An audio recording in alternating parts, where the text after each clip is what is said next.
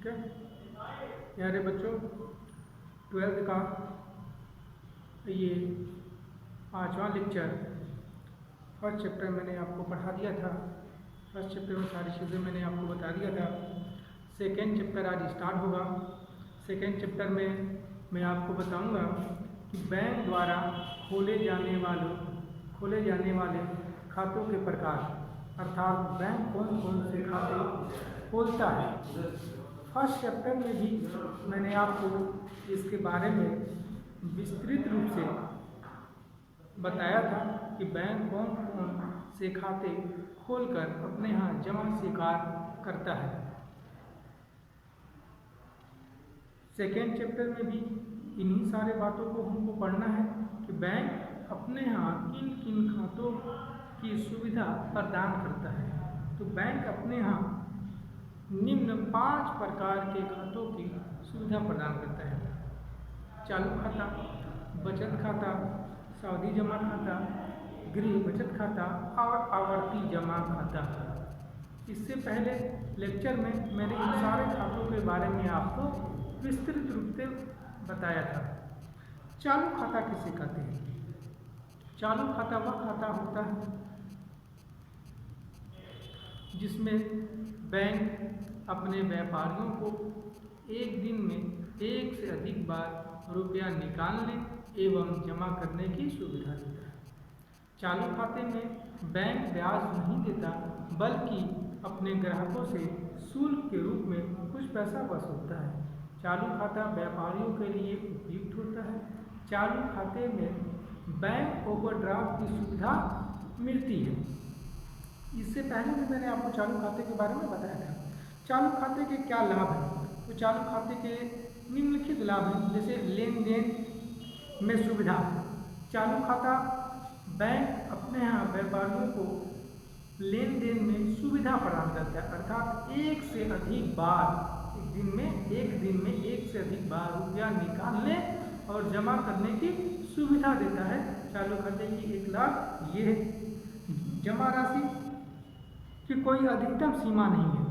चालू खाते का एक लाभ ये है कि बैंक अपने यहाँ व्यापारियों को चालू खाते में जमा राशि की अधिकतम जमा राशि कोई सीमा निर्धारित नहीं करती है। इसमें जितना चाहे उतना राशि हम जमा कर सकते हैं और अपने अनुसार निकाल सकते हैं। धन का हस्तांतरण, चालू खाता धारकों को बैंक धन राशि हस्तांतरण की सुविधा प्रदान करता है। उनके पैसे को एक स्थान से दूसरे स्थान तक भेजने में भी मदद करता है। ये भी चालू खाते के एक लाभ है। अधिविकर्ष की सुविधा, मैंने बताया था कि चालू खाते पर ही केवल अधिविकर्ष की सुविधा प्रदान की जाती है और किसी खाते पर नहीं। यह अधिविकर्ष क्या होता है, इससे पहले लेक्चर में मैंने आपको बताया था। ये तो होगा चालू खाता किसे कहते हैं, चालू खाते के लाभ। दूसरा बचत खाता। बचत खाता किसे कहते हैं? मैंने आपको बताया था कि बैंक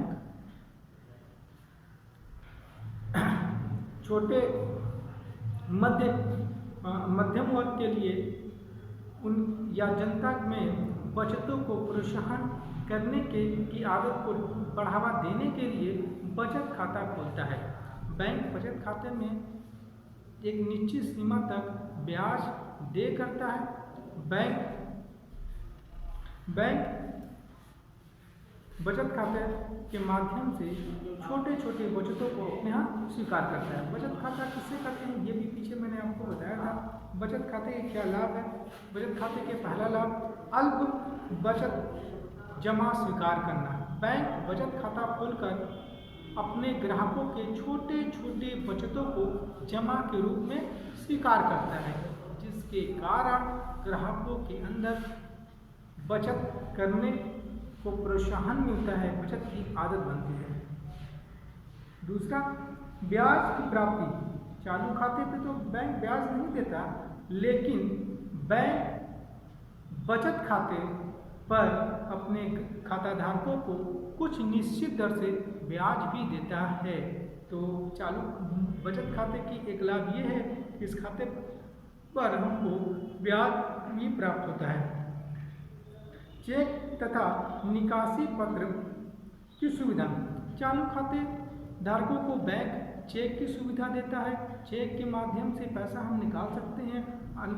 अगर अगर अगर किसी कारणवश हम चेक बैंक ले जाना भूल जाते हैं तो बैंक हमको विथड्रॉ फॉर्म के जरिए भी पैसा निकालने की सुविधा प्रदान करता है। ये तो होगा बचत खाता और चालू खाता।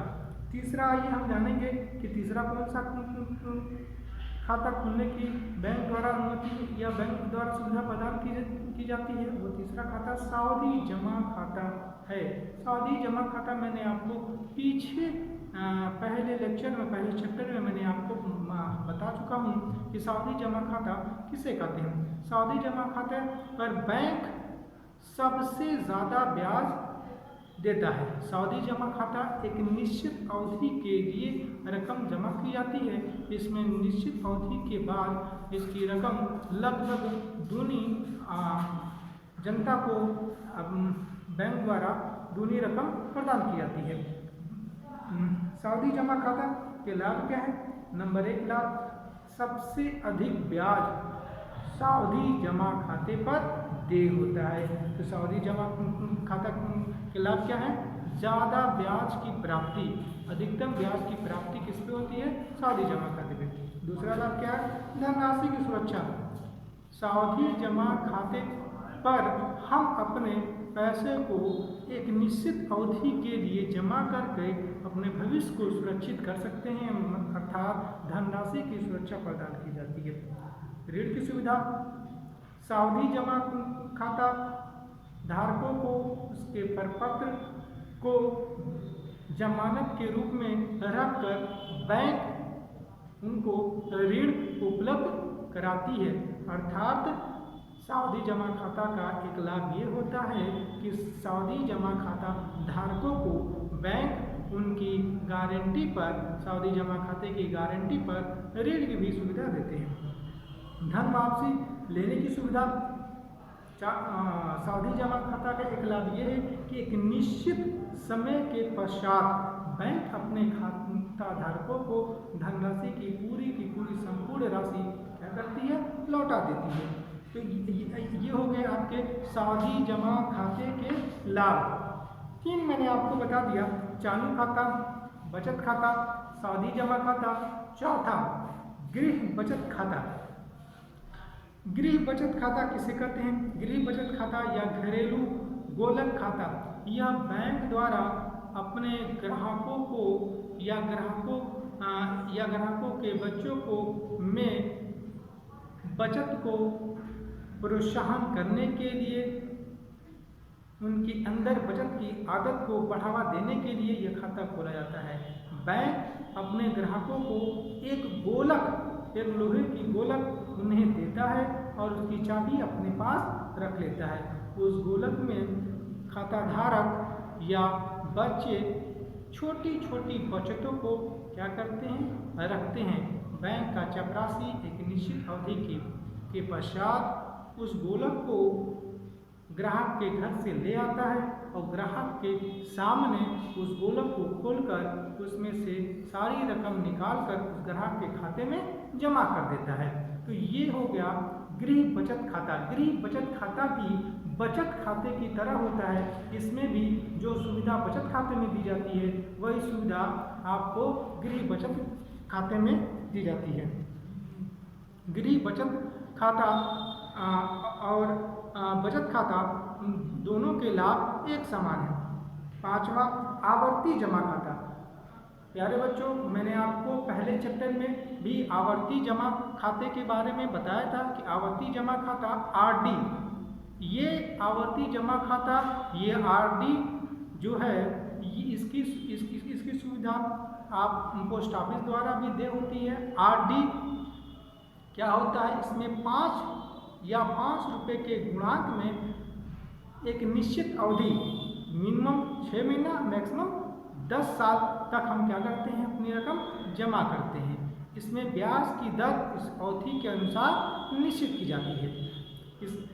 इसके लाभ क्या क्या है? इसके लाभ अधिक ब्याज, मतलब सावधि जमा खाते से कम होता है, लेकिन इसमें ब्याज बचत खाते से अधिक दे होता है। अल्प बचत को प्रोत्साहन, आरडी, आवर्ती बचत खाता, तो आरडी भी बोलते हैं, संचयी जमा खाता ही बोलते हैं।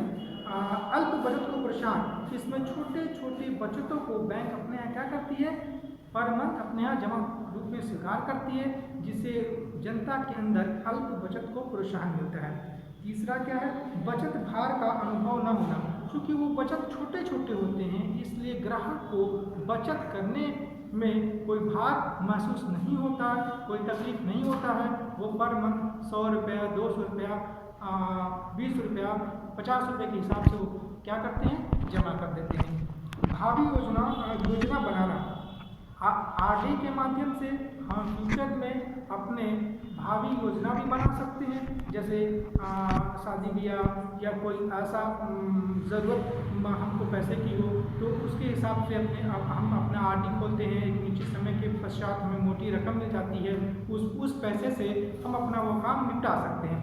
तो मेरे प्यारे बच्चों, मैंने आपको सेकेंड लेसन में सिर्फ इतना ही आपको पढ़ना था कि बैंक द्वारा कौन कौन से खाते खोले जाते हैं, उनके लाभ बताइए। यही एक क्वेश्चन आपका सेकेंड लेसन में बनेगा। इस क्वेश्चन को मैंने आपको इस पूरे वीडियो में मैंने आपको पूर्ण रूप से समझा दिया है। आप उसको खूब अच्छे से सुनिएगा, खूब अच्छे से समझ कर इसका नोट्स बनाइएगा। यहाँ पर आपका दूसरा चैप्टर क्लोज हुआ। धन्यवाद।